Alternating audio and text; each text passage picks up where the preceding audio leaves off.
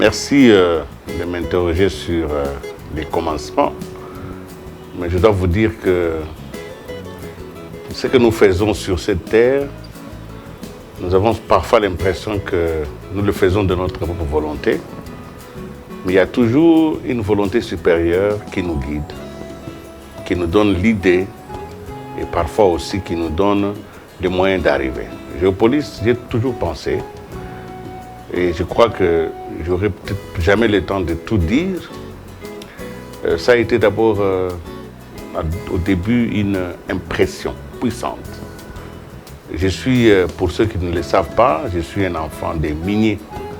Je suis né à Kolwezi, dans la ville minière, la ville la plus puissamment pourvue en ressources minières. Donc j'ai grandi comme un enfant de la Gécamine. Donc j'étais déjà, dans une certaine mesure, j'ai profité déjà de richesse de ce pays parce que j'ai fait l'école primaire, j'ai fait toute ma scolarité dans des conditions agréables parce que c'était pris en charge par la Gécamine. J'ai donc grandi avec l'idée que je devais à ce pays quelque chose. Quand j'ai terminé cette partie de ma vie, je suis venu à Kinshasa, alors j'ai commencé à découvrir la précarité de notre peuple. J'ai commencé à découvrir la souffrance. Et la question est venue, tout de suite là, comment un pays aussi riche, aussi pourvu par la nature, peut abriter une population aussi pauvre. Voilà le paradoxe qui est à la naissance de Géopolis. Géo, ça signifie la terre. Polis, en grec, c'est la cité. D'une terre, on peut bâtir une cité. En fonction des ressources qu'on trouve sur cette terre, on peut ériger une société qui reflète les richesses qu'on a trouvées. Beaucoup de pays qui ont des ressources naturelles, comme le Qatar, comme Abu Dhabi, comme l'Arabie Saoudite, ont, sur le pétrole, construit des cités riches. Aujourd'hui, tout le monde va à Dubaï, mais Dubaï a été construit avec l'argent du pétrole. Comment nous, en tant que nation pourvue de tant de richesses, nous avons encore aujourd'hui des villages qui sont comme il y a 4000 ans. Comment un pays aussi riche potentiellement peut abriter une population, donc une cité aussi pauvre? Cette question est à l'origine de la création de Géopolis. Nous nous sommes dit, nous devons aller à la rencontre de ce paradoxe congolais. Comment, qu'est-ce qui expliquerait cela? Est-ce que c'est une malédiction? Est-ce que c'est un problème de gouvernance? Est-ce que c'est un problème de fatalité? Voilà pourquoi nous avons dit, créons alors un espace dans lequel vont se rencontrer les différentes contingences qui peuvent expliquer, pour rendre la vie moins désagréable, le paradoxe congolais.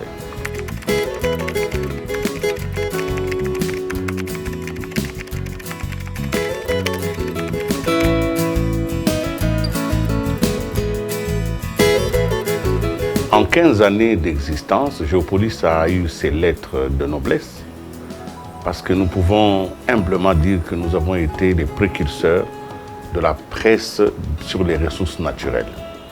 Il n'y avait pas de magazines des magazines dans le domaine des ressources minières, il n'y avait pas de magazines dans le domaine des ressources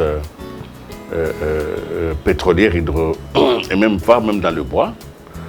Nous pouvons donc nous réjouir du fait d'avoir été les précurseurs d'une presse qui s'est développée. D'ailleurs, aujourd'hui, il n'y a aucun magazine publié dans notre pays qui n'a réservé quelques pages aux questions minières, aux questions des hydrocarbures et au bois, et aujourd'hui beaucoup plus à l'environnement. Le plus grand succès que moi personnellement, je peux revendiquer, c'est le fait d'avoir suscité d'autres personnes pour venir dans ces secteurs et surtout d'avoir poussé les différentes rédactions à l'analyse économique. Aujourd'hui, dans beaucoup de rédactions, que ce soit à la télé ou dans la presse écrite, vous voyez des pages, des journalistes qui deviennent des experts dans le domaine des mines. C'est une joie parce que nous avons été un peu à l'origine de ces vocations-là.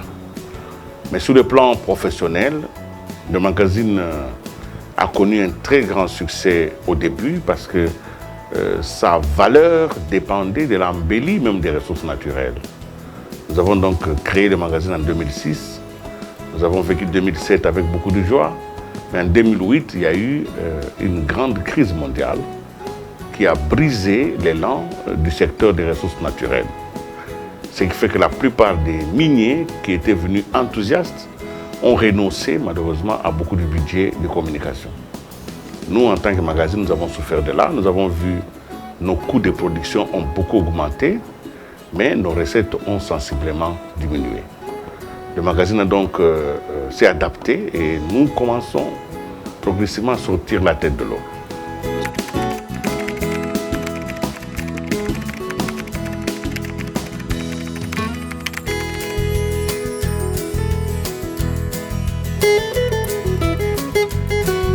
Avec la télévision, nous ne sommes pas seulement restés sur le plan de mines, mais nous avons choisi d'aller dans les profondeurs de l'économie.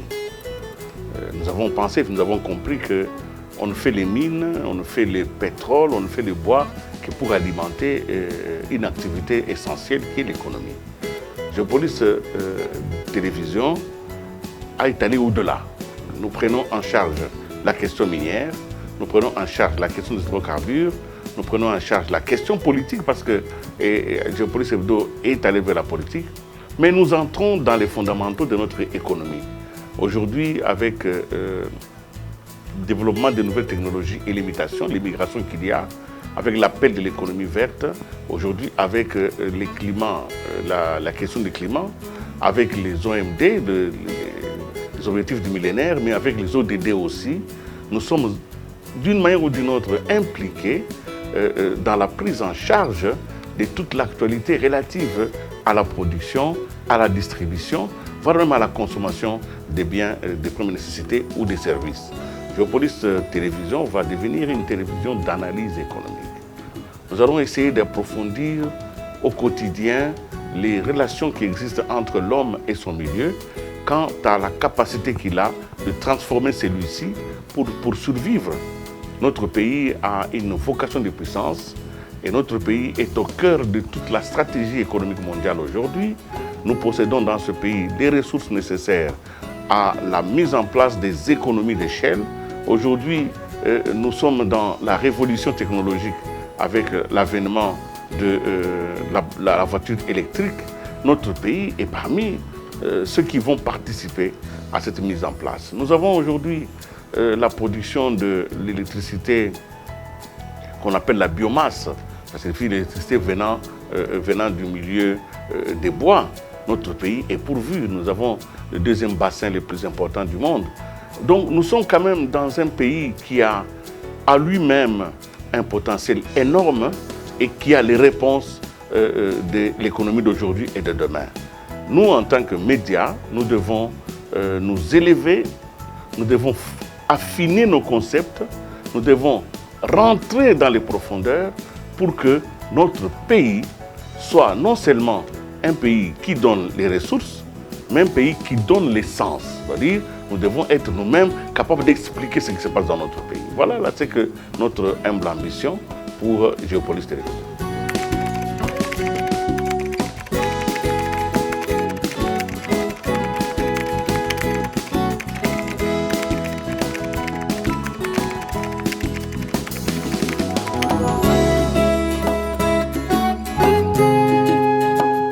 D'abord à mes collaborateurs, ça a été une œuvre collective, qui a été une œuvre difficile parce que nous avions commencé dans un secteur où nous n'avions pas de modèle. Nous avons inventé le modèle, nous avons inventé nos procédures, nous avons inventé, et vous savez, dans le domaine de l'invention, vous faites ce qu'on appelle essai-erreur. Il y a donc eu énormément de frustration, Beaucoup d'agents certainement n'ont pas rencontré leurs ambitions immédiatement. Et bon, on ne peut que s'excuser pour tout ce qui n'a pas marché. Mais aussi, il y a ce qui a été important. Nous avons permis à certaines personnes de se doter d'une nouvelle vocation et de comprendre que le secteur était un secteur porteur. Nous ne pouvons que les féliciter. Moi, je les félicite pour avoir suivi la voie, mais surtout aussi pour s'être donné tant de mal à aborder des questions qui n'étaient pas du tout traitées. Les partenaires qui nous ont accompagnés sont nombreux. D'abord l'État congolais lui-même, parce que quand nous avons ouvert notre magazine à la consommation générale, nous avons eu ce jour-là la chance de recevoir le ministre en fonction de la communication, le ministre en fonction des mines, les ministres en fonction des nouvelles technologies, mais surtout aussi beaucoup d'ambassadeurs qui étaient venus. Nous savions que nous avions touché quelque chose d'essentiel et la preuve, ils sont tous venus nous encourager. Et des partenaires dans le secteur des mines, je ne veux pas les citer tous ici, mais ils ont été avec nous dès le départ. Nous avons eu l'encouragement des entreprises, malheureusement, qui ne sont plus ici, comme Fescanto.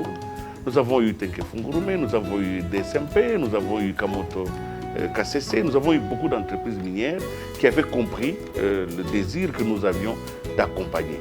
Nous avons eu aussi les ONG. Nous avons eu beaucoup d'ONG qui nous ont permis de mettre en place des instruments d'analyse, mais surtout d'évaluation. Nous avons eu aussi les structures d'État, notamment les entités de notre territoire décentralisé. Nous avons eu beaucoup de chefs coutumiers qui sont venus, les populations. Nous avons eu aussi un grand écho dans le domaine des étudiants. Les universités nous ont apporté les meilleurs de leurs journalistes pour venir ici. Nous félicitons aussi ces journalistes qui sont venus et qui nous ont permis, en 15 ans, seulement de comprendre les secteurs. Nous pensons que les 15 ans qui s'ouvrent à nous vont nous permettre de prospérer, mais surtout de couvrir l'ensemble des besoins individuels.